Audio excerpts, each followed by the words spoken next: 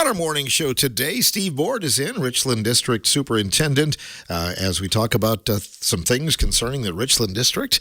I thought perhaps there'd be some sort of delay today, but the forecast didn't materialize, Steve. I tell you, Phil, it's that time of year, isn't it? This is weather in Wisconsin, which ironically is a little bit like a school district. You know, you never really know what you're going to get from day to day, and you can have a beautiful day, and the next day it is spitting snow, or you can have a rough day at school, and the next day is fantastic. It's a variety. It's definitely a variety, and it's like it's weather in the month of March in Wisconsin. So yes. That's what we're dealing with. And I had to think about your track teams because the first track practice was on Monday night. They may not get that nice a night to practice the rest of the year. Isn't that the truth? Monday was absolutely beautiful, and I was talking to Ryan Lemke, on baseball starting up here, and he's like, it's 62 degrees, and next Monday when practice starts, it's going to be 42 and freezing rain, and it's just like this is what you deal with in March. So you do, yeah. And the baseball team is taking a little bit of a trip this year too, I understand. Yeah, last year they went down mid part of the country there over spring break. This year they're doing something similar, not the exact same place. I believe I'm drawing a blank on where it's at exactly, but I know that's a nice trip for them. They get a little nicer weather. Otherwise, truthfully, that last week in March, first week in April, I know that every school district around is scheduling softball and baseball games, but it's rare when you can get those games in March and April. So by heading down south for a couple of days, not only is it a great team experience for the boys, but you also have a better opportunity of getting some games in and seeing some nicer weather. You bet. Well, to start out talking a little bit about, you've had some recent meetings and going over some budgets and things like that. What's an update you can give us? Yeah, that sounds great. I appreciate that. So I think we've talked before. I was just on the early stages of our board nominating some community folks to be part of a steering committee, and that steering committee has now had 2 meetings. It's composed of 14 different community members, ranging from a couple of students at our school district, a couple of staff members, and then a lot of different community members in all aspects. And the whole idea behind it was to try to get as diverse of a group as possible in this small meeting. And the steering committee was tasked by our board with a couple of things. And initially, their biggest responsibility is to organize and plan a 2-night community event. All right? And let me back up a little bit. The whole purpose behind all of this, Phil, is for our board to really have a better understanding of what our public wants from its public school. We've talked about that before. I've been on here the last couple of years, and I've stated that this is our goals. These are our priorities that we're working on. These are what we believe we want to do, but we've never really known for sure if what our goals are align with our stakeholders, with our taxpayers. And again, this is their school, right? And they've elected our school board members to represent them. And our school board has hired me to try to carry out the plan. And then we've got a wonderful group of 217 employees that are all trying to work towards that common goal. So this was an effort to really try to figure out exactly what does our community want from its public school. Instead of guessing or using anecdotal information, let's figure it out, okay? And so the first step in that was developing this steering committee. And again, lots of different folks on there, and they've met a couple of times, and they are in the process of planning a 2-night community event. And this will be, spread out quite a bit here, but in broadcast in terms of a lot of different ways to market it and things like that. But on Sunday, April 26th, from 4 to 6 will be the first event. And then 3 days later, on Wednesday, April 29th, from 6 to 8, will be the second part of that. And the goal is to get 150 to 200 people in a room together. Probably is going to be at the Richland Center High School Gymnasium and Commons. This is up for the community the steering committee to decide. There's no board involvement. There's no administration involvement.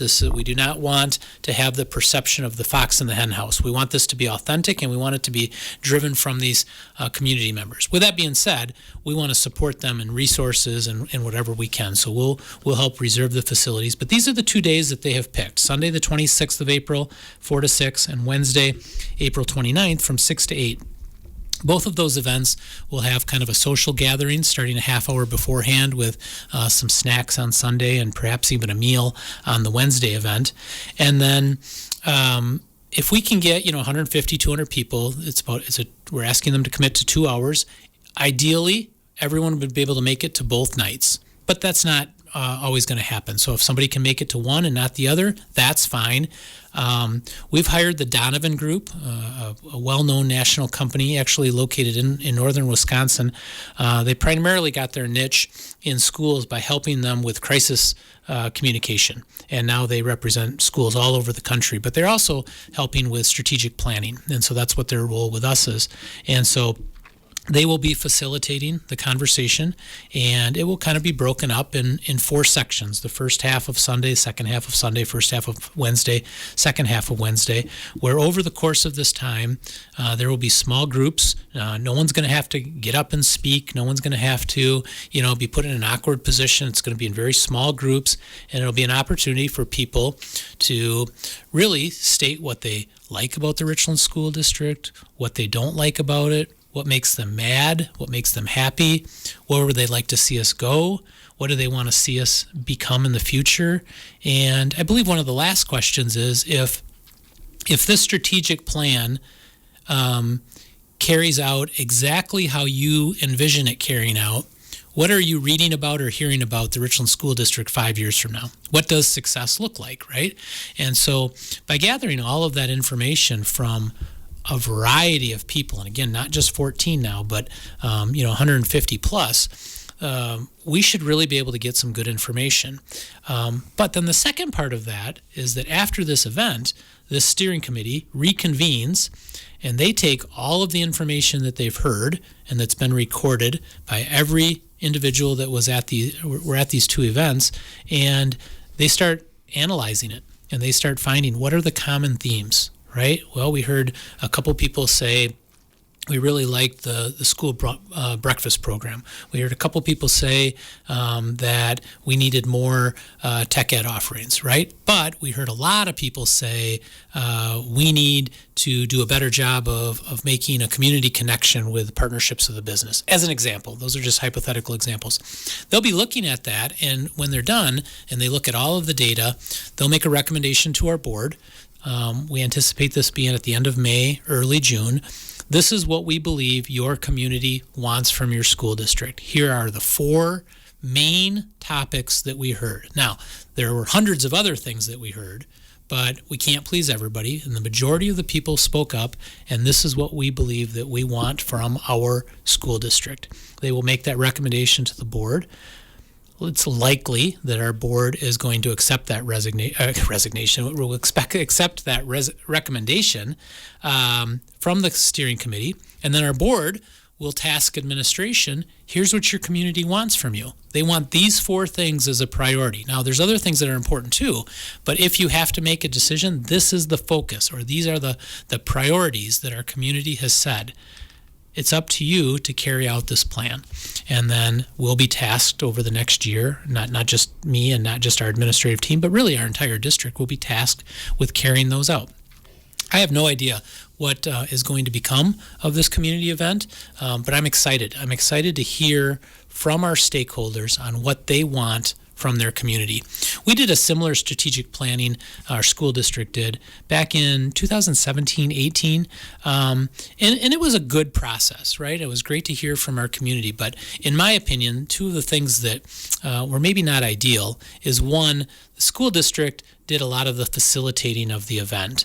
And I like this idea that we've got a third party facilitating the entire thing. We've got a group of community members, the steering committee, that is organizing all of it. They are planning. They are telling us how do they want this marketed. They're telling us what they want for food served, where we want to do this, what times we want to do this.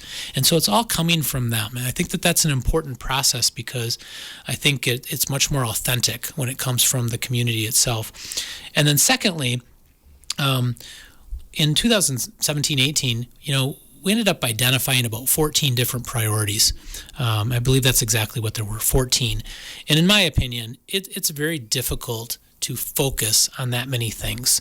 I heard the analogy used once, and I think it's perfect for this situation. If you've got a page in a textbook as a student and you highlight 4 sentences within that textbook, it's pretty easy, on that page, it's pretty easy to quickly go and find which of the 4 priorities they are. But if you start highlighting 14, 15, 16 sentences on that page, all of a sudden most of your page is highlighted, and you're really not highlighting anything anymore. It's just all becoming yellow. And so I think that's what we did. I think we picked too many priorities, and as a result, we weren't really able to make substantial gains in any of them. They were all great things. I don't think that anybody could say that any one of those things were not important for our school district and not something that we should be doing. But we never really narrowed it down to the point where our community said, okay, we understand that all of these things are important, but if you can only focus on 3, 4, or 5 things, these are the 3, 4, or 5 things. And I think that that's what this process is going to do. I think it'll be very authentic. Again, I love the fact that administration is not involved in the process. The school board is not involved in the process. This group of 14 folks are on the steering committee.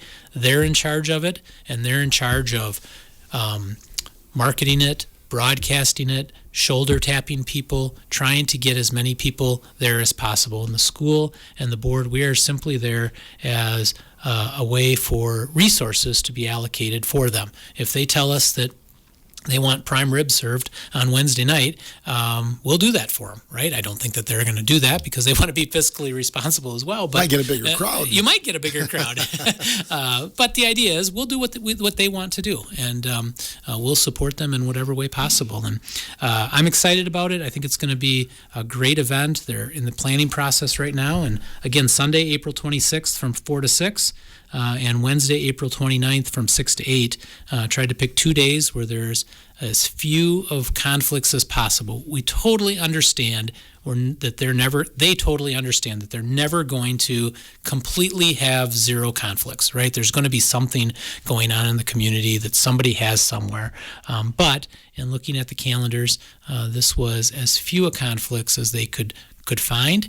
There will be daycare provided if folks have young children, and so that the adults can focus on the process, knowing that their kids are taken care of. We'll have rooms set up. Again, this will be up to the steering committee to figure out, but we'll have students there helping. We'll have adults there supporting, whether it's movies or face painting or games or whatever that might be or whatever it looks like. We'll support so that families can come, knowing that their kids are taken care of. Again, we'll have some food there, and it will really be a good process and something I'm really, really looking forward to. I told our administrative team last Tuesday that these might be 2 of the most influential dates in the history of the Richland School District. I mean, they're that important for us at this stage to really gauge what does our community want from its public schools so we can fulfill that obligation to them. Yeah, I mean, and you've talked in this program, and others have, about how you've made improvements over the course of the last few years, and you're seeing some improvements. But I think you're showing that there's always room for improvement. You always can get better, right? Yeah, absolutely, Phil. I mean, I do think we've made some great strides. I do think we're in a much better spot than we were just even a couple years ago.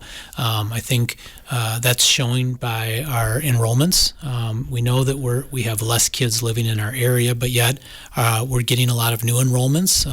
I haven't looked at the numbers here recently, but a couple of months ago I had said we had like 91 new enrollments since the end of last school year, and that's exciting. This is an open enrollment window is happening right now. We're getting a lot of open enrollment requests, so families are choosing the Richland School District. A lot of that has to do with the different options that we have with our alternative education options.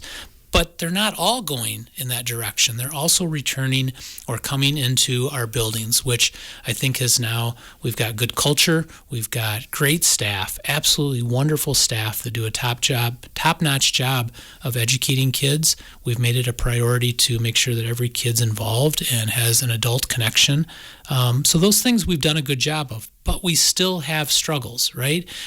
We still have ways to go from where I want us to be from an academic standpoint, an achievement standpoint. Our scores relatively speaking, are not as good. Yes, our district report cards are good. We've shown really good growth, but I still don't want to be mediocre academically. I want to be as good as we can possibly be. And most importantly, I want to reflect what our community wants us to reflect. And they're not going to be perfectly happy with everything, and that's okay.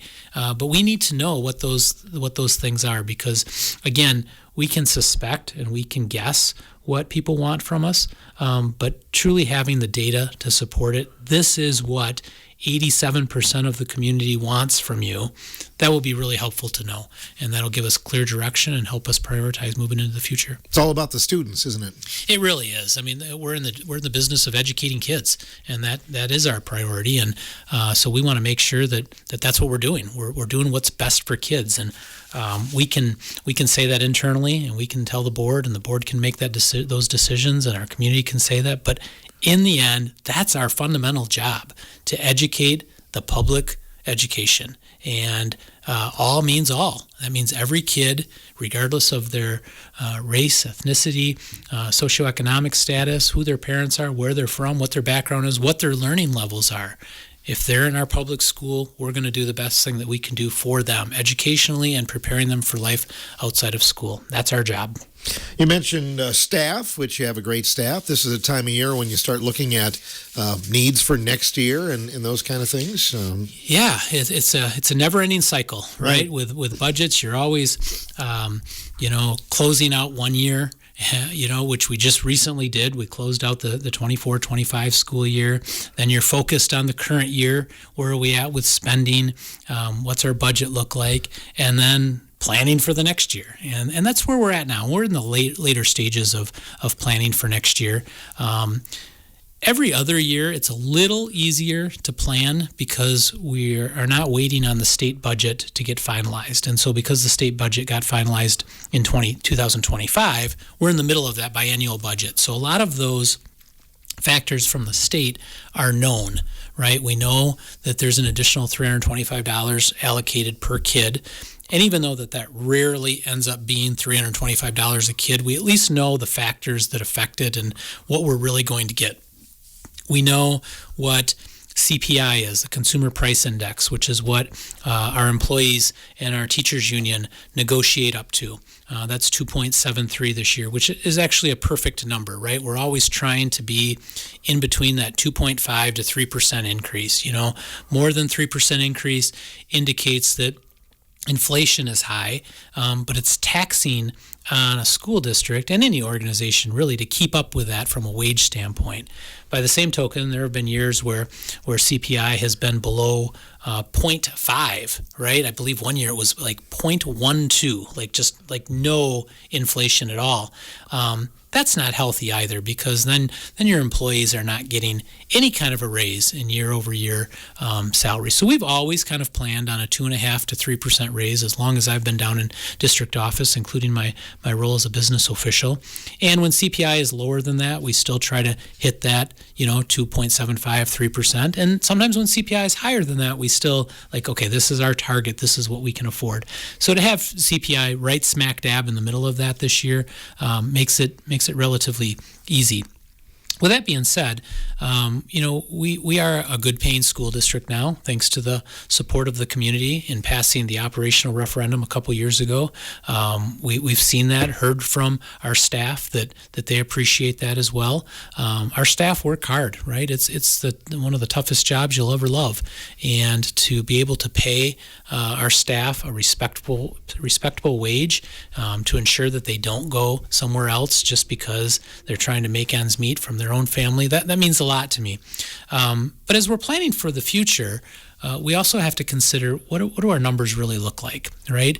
And I remember sitting at the bowling alley in one of our community forums back in the early parts of 2024 as we were talking about the referendum and talking about what does this look like from an operational standpoint? Why do we need the money from an operational standpoint? Now, there was the other question about the Capitol, and that's all the referendum projects that are going on right now. That's separate. And I remember sitting there telling our community that we want to be able to maintain and keep the programming that we have, right? We want to make sure that we can keep the things that we've established. With that being said, that doesn't necessarily mean that in every aspect of our school, we're going to need the exact number of staff. It's still our fiscal responsibility to make sure that we're aligning the proper staff with the enrollment and the enrollment projections. And even though our enrollment has increased, even though we've received almost 100 new enrollments since last year, and even though we've been able to minimize the declining enrollment that all school districts in western Wisconsin are dealing with, we still do have declining enrollment, right? Our junior class is over 100, our senior class has over 100 students, our sophomore class has around 90, and then every class after that is 80 or less. And so there's a very distinct enrollment cliff coming up here. And we knew in 2024 this was coming, and that's why we strategically said we need 4 years, because then in year 4, our last quote-unquote big class, which is our current junior class, they will have graduated. They'll graduate next year, at least most of them. I hope my daughter actually graduates. No, she's doing fine. But after that, we know we're going to just have less kids, and so we have to be able to be fiscally responsible and right-size all of our departments and all of our programs.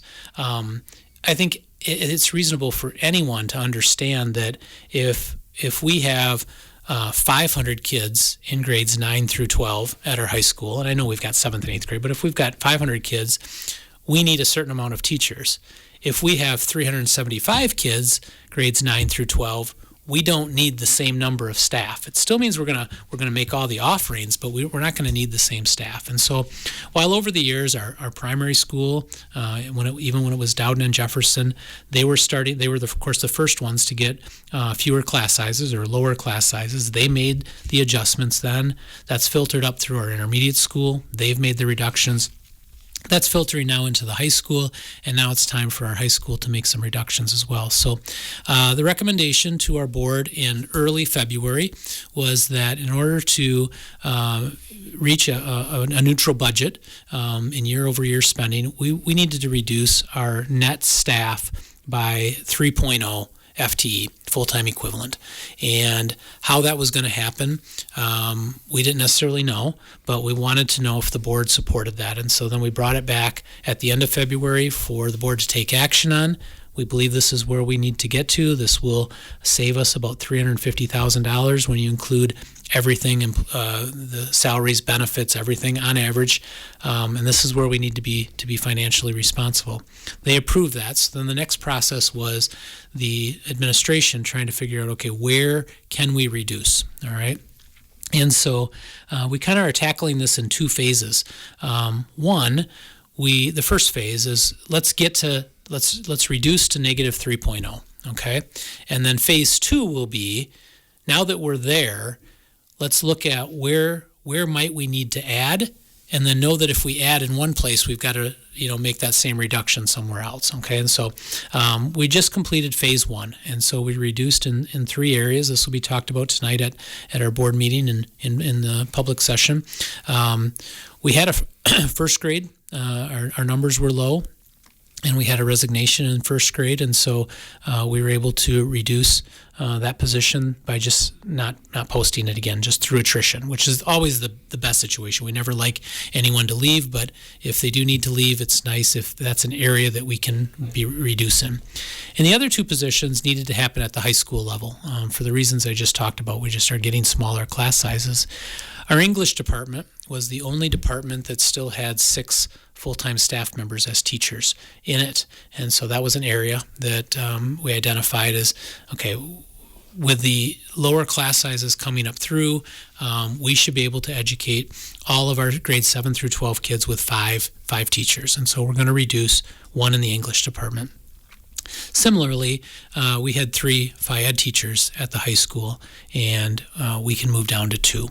Okay, and so those were the 2 areas we decided to reduce in, 1 in high school English and 1 in high school PE. We didn't necessarily have resignations or retirements going on in those situations and in those two departments. And so whenever we have that kind of a situation, the first thing we always want to look to do is, can we transfer them someplace else? And can we do that in a way that, one, they're qualified to do it, and two, that it's ensures that we don't have to lay anybody off or give somebody a non-renewal, because that's not fun, right? We want to try to keep our high-quality staff. So with that, our board also, in the alternative education bucket, the negative 3.0 was in kind of the reg ed, regular education setting, but our board also recognized that our alternative education program is growing. Our Hive, our off-campus, our RC program, our iThrive program, all of these alternative education programs are really, really increasing in numbers. And so that's an area where we needed to add staff. Okay, well, that made for a really nice transition. Let's take one of those staff members and that we're going to be reducing in, and let's move them over to the alternative education. That was a nice fit. So then that left, what do we do with the other reduction? Well, we had the retirement of Laura Selgaby coming up here in August. She's been a longtime member of the school district. That's an administrative position as an athletic director. We looked at changing that from an administrative position to a teaching position, okay? And with that, it basically be with somebody on a teacher's salary. And so that was also an opportunity for us to be able to transfer one of our teachers into that position. It's not an administrative position, it's a teaching position. So that's what we did. We moved one of those people, was moved to the alt ed. One of them was moved to the new, really reconfigured athletic director role. Again, not an administrative role. And then one we didn't fill because it was through a resignation, and that was an area that we could have reduction. And with that, it allows us to go down an administrator, which we've been very conscious of over the last few years. We've eliminated 2 administrator positions already, another leadership position 2 years ago, and now this administrative position this year, replacing it with a teaching position. I believe that that's fiscally responsible. Getting right-sized in leadership is equally important as getting right-sized in other aspects of it. And we were able to make that negative 3.0 net reduction without having to lay any staff members off. And that will kind of be the completion of phase 1. The second part of that the board did was we're moving to all day, every day 4K next year. So we'll be able to offer 4-year-old kindergarten to families starting with the fall of 26 if they want all day, 5 days a week, every day. And all day. If parents want to only take their kids 2 days a week or 3 days a week, they have the ability to do that. 4K is not something that's required by the DPI. But if they're interested in having them attend 4K all day and every day, free of charge, from an academic standpoint, then we want to be able to offer that. Well, that likely requires additional staff in the 4K world. And that's a very specific licensure that's required. So as I mentioned earlier, once we got to negative 3.0, any ads that we add in one area have to have a reduction somewhere else. And so that's what we're looking at doing now. We don't know exactly where that's going to take place. We're talking administratively. We know that it's highly likely that we're going to need to add in 4K. There likely will need to be an offsetting reduction somewhere else. We're hoping that can happen the same way. Through attrition is number 1, through a transfer, number 2, and if there aren't folks that have the right licensures to move in, then we may have to have some layoffs. And I just want to be honest with people up front that this is what's happening. We've shared it with our board, we've shared it with our staff, and I'll share it with the public, and that's what we're trying to do. So when it's all said and done, we should have gone down the 0.3. That should get us really close to budget neutral. We will have eliminated an administrative position. I think we'll be right-sized to carry out the jobs of our school district in a fiscally responsible way, and also addressing the increased needs in the alt ed by adding a staff member over there. So I know that was a lot of information, but it's important information. It's important for our public to know that we're treating the money that they voted for us to receive 2 years ago in our operational referendum, that we're being fiscally responsible, and we're right-sizing where we can do so. And it's not a fun process, right? Everybody would love to just stay exactly where where they're at, but we owe it to our public to be fiscally responsible. So that's the move that we're working on right now, and that should get us at budget neutral or really, really close to budget neutral. Richland District Superintendent Steve Board, our guest on the morning show, and we'll have more after this time out.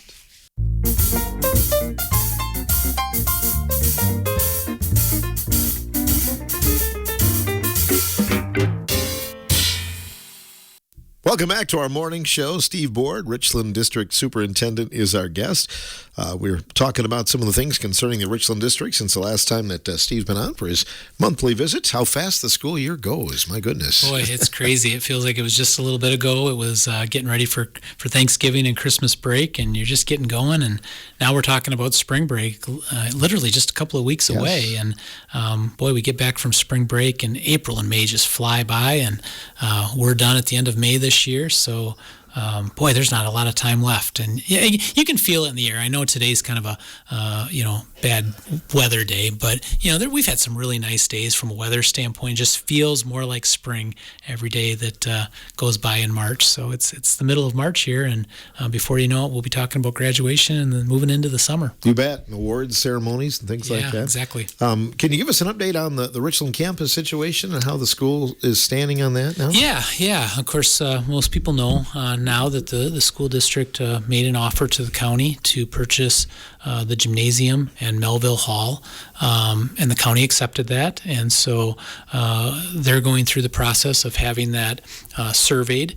They've got a surveyor. There was some email correspondence yesterday on some preliminary surveying work. I'm hoping, of course, it's in hands with the county, and I work really, really well with both county and the city administrators. I appreciate the relationship that I have with them in this particular situation with Tricia Clemens, and she's done a great job of getting that survey work going and facilitated, and I would think that we're getting really, really close to being able to have that finalized. And once that parcel of land that the school district is purchasing, it's on its own, it's legally described and recorded, then we'll be able to transfer ownership to the school district. So that's part of it.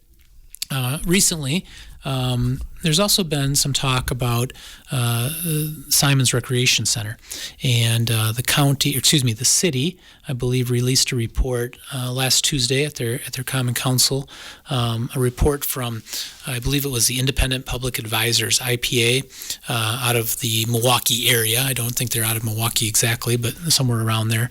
And I haven't actually seen the report yet, but I've been told that it was primarily around what is a sustainable future for the Simons Recreation Center right now. And I don't want to talk for either the city or the county, so if I don't have the details exact, I apologize. But right now, my understanding is that any deficit that Simons runs in through their operating expense, that is a shared expense by both the city and the county, and they each will contribute 50% of whatever that deficit is to bring the numbers to zero. And that's typically, on average, over the last few years, my understanding has been, between $90,000 and $125,000. And so they would each pay half of that. Everybody's budgets are getting tighter, cities, the counties, and so having a sustainable option for something that's been in our community for a long time and a valuable asset to our community for a long time, I appreciate that they're looking at all options. And so, again, my understanding from this report from IPA was that at least some of the options that were presented, I guess is not all of the options that were presented, but some of them at least pertained to the school district potentially taking over the Simons Recreation Center. And, if you look around the state, there are many school districts that do have swimming pools and recreation centers that are run under the umbrella of the school district. And one of the things that the school district has that municipalities and don't necessarily have is they have the ability to fund it through a community service fund. It's called Fund 80. All right, Fund 80 is a school revenue. It's a levy that we put on the taxes that can fund things where there is a direct tie to the community. All right. And so, for instance, the Richland School District uses Fund 80 at a limited level, but it's how we fund our Community Resource Officer, literally in the name. That's Community Resource Officer, and a great way and a great partnership for our police and law enforcement to have a great connection and a place in the Richland School District and really develop wonderful relationships and help out with situations when they do arise. It's been a fantastic partnership. That's one example. That's really how the Richland School District uses Fund 80. But a lot of these communities that have pools that are under the school's jurisdiction, I can say with fairly high confidence that I believe that almost all of them, if not all of them, are running them through Fund 80. I have to believe that Sauk Prairie is running their pool through Fund 80, that Kickapoo is running their pool through Fund 80, even though they're owned and operated by the school district, okay? So that funding mechanism allows for some sustainability when it comes to a place like Simons or the pool. And so one of the options that our school board will consider tonight, and one of the options that I believe was discussed publicly at an executive and finance committee at the county level, was the possibility of the school district taking this on, and that's something that the board will have to consider. There's a potential for a grant out there that would help offset that expense that we were talking about earlier, that deficit for the next 5 years. And then it would be, something that the school district would own. That sounds great, and that's certainly something that our school district needs to explore. But one, I want to be clear, that hasn't happened yet, right? I know sometimes people will hear bits and pieces, and they will assume the school district has bought it or is buying it or taking it over.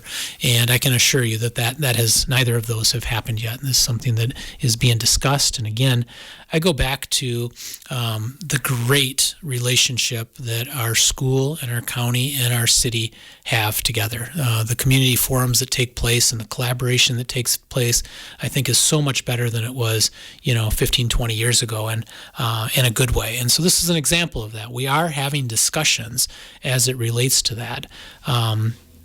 But we want to make sure that, one, not only that we can do what's best for our community, but also is it a viable option for our school district? For example, I don't want to recommend to our board to enter into an agreement if it's going to mean that the taxes are going to increase for our public, and it's going to show up as a tax increase of the Richland School District, because while we will be able to explain that initially, look, your taxes might go up if the school district takes this on, year 3, year 4, year 7, year 10, year 12, as those taxes continue to increase to keep up with the expenses of Simons, yes, there's a funding mechanism for them to do that, but it would show on the tax bill as an increase to the Richland School District. And I think I don't want to be deceiving, because the school district itself might, as we just talked about quite extensively, trying to be fiscally responsible.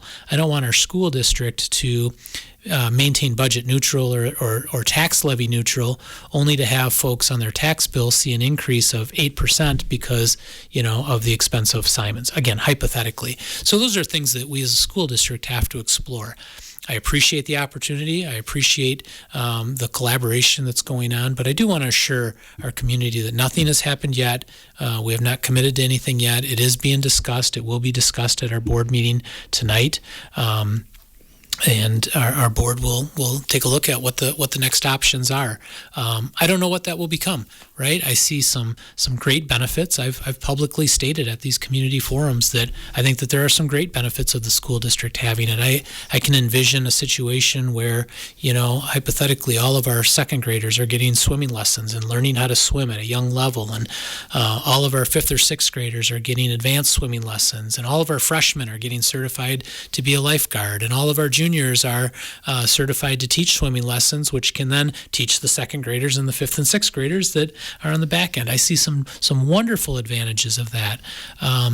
But I also, again, want to be fiscally responsible, and I want to make sure that it's something that our community would support from a tax levy standpoint and from an increase in taxes standpoint. So that's what we're looking at here now. Very early stages of all of this. I anticipate this being something that's talked about over the next few months, but something that is being discussed at the county level right now, something that our board will be discussing here tonight and likely into the future.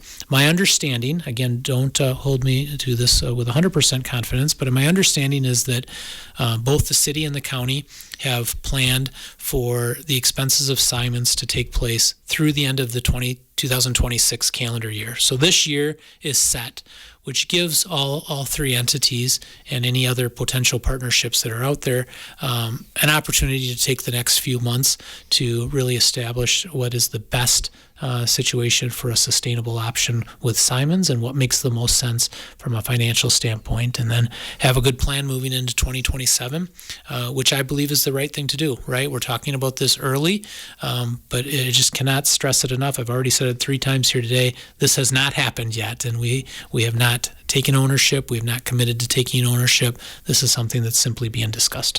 When you talk about taking over or taking ownership, would that mean that the school district would be responsible for the deficit that you talked about earlier, or you would just, or how would that work, Steve? Yeah, that's a great question. That's exactly what it would mean. Okay. And then that deficit would be made up through that Fund 80, at least in theory. With that being said, there is an innovation grant available that is also something that is being discussed right now, which could be up to $120,000 for up to 5 years. And so that could, assuming that the deficit is where it's been at the last few years, that could be something that offsets that, and there could be really no deficit for the next 5 years because it's funded through this grant. And so that's an option as well. But again, I want to make sure that we examine all aspects of it and not just what is best for the next 5 years, but what does that really look like when the grant expires? And we do have to have that as a burden to the school district. And I just want to make sure that everybody's looking at all aspects and really thoroughly examining it to find out what is best for each of the 3 municipalities, the city, the county, and the school district, as well as what is the best for our community and the long-term success of Simons. Kind of wrapping up the conversation, referendum update. You mentioned you're getting out of school maybe just a hair early this year. Does that mean that construction takes center stage then this summer? Yeah, that's right. We didn't necessarily get out of school early because of the referendum, but it does work very nicely together. Our 2-year calendar, this year's calendar, next year's calendar, we were able to restructure how we did in-service dates, and our board-approved calendars have our seniors and all students getting out before the end of May. That was a goal and an ask from our staff. If we could not come back into June, or at least not have students back in June, that would be great. And so we were able to develop a 2-year calendar that accomplishes that. With that being said, that first Monday in June, it's going to be really hitting the ground running. I mean, there's already some work that's being done behind the scenes, some work that's going on in our auditorium, some lighting upgrades that are taking place at both the intermediate and the high school, some infrastructure work at the intermediate school, mostly in the basement. A lot of people didn't even know we have a basement in the intermediate school, but some work there to try to get some of the plumbing, the air conditioning, and some of the HVAC stuff situated. Right now, the intermediate school is the only building that doesn't have full climate control, heating and cooling, and so laying the infrastructure there will make the summer go much smoother. With that being said, and anybody who's remodeled their kitchen knows that when you're displaced and relocated, it's an inconvenience during the construction. And so with so many things going on at our high school during the summer, when you think about the summer school and the band lessons and the weightlifting and the driver's ed and the food pickup that's going on and all of the different things that are going on, sport leagues and all of that stuff at our high school, that there's a potential that could be disrupted. And so we're trying to figure out a plan. What is the best way we can do this to try to continue to serve as many people as we can? Our summer food service program is something that we have to continue to do. In my opinion, we feed so many needing families during the summer months. Last year, I think they were serving 800 families of meals each week. And so that's 7 days of meals times 800 meals. That's 5,600 meals every week. Multiply that by 14 weeks in the summer, and you've got a lot of meals being served, and that's a tremendous benefit to our community. We got to figure out, what does that look like? How do we do this with construction? And not only how do we do that, but how do we get pickups? Right? Because there's traffic flow and all of our parking lots are going to be tore up. And so trying to find a plan for all of that. We're hoping that by the time I speak next time, we'll have a pretty good plan on what that looks like from a summer school standpoint, from a weightlifting, band lessons, food service standpoint, that we have a pretty good plan in place on. We'll have to enter this way. We'll have to enter from here, or we're going to be doing it out of another location, and just keep the people informed. And you couple all of that, Phil, with the road construction that's going on Highway 14, and this is going to be disruptive. It's going to be disruptive to the end of this school year for busing, and so folks need to pay attention to where the constructions are at, what is happening, and what that does from a timing standpoint for folks getting to work. We don't want students or staff rushed because they didn't allow enough time. That's when accidents happen. Road construction is a time of year where things are happening, and we have to be cognizant of it. And so for our buses to get to all of the buildings with Highway 14 compromised, they may have to take alternative routes. Families and parents and students, that might mean a little slightly different pickup and drop-off times, and we may not know that to the full extent until it happens, and it might change 3 weeks later as they open up another lane and shut down a different one. So it's going to be very important for our community to stay informed through postings on social media, through sessions like this on the morning show, radio and newspaper information, and just through general communications at our board meeting. Appreciate the update, the transparency, and we'll see you next month then. Yeah, always appreciate it, Phil. Thank you so much for having me. Steve Board, Superintendent of the Richland District, on today's morning show.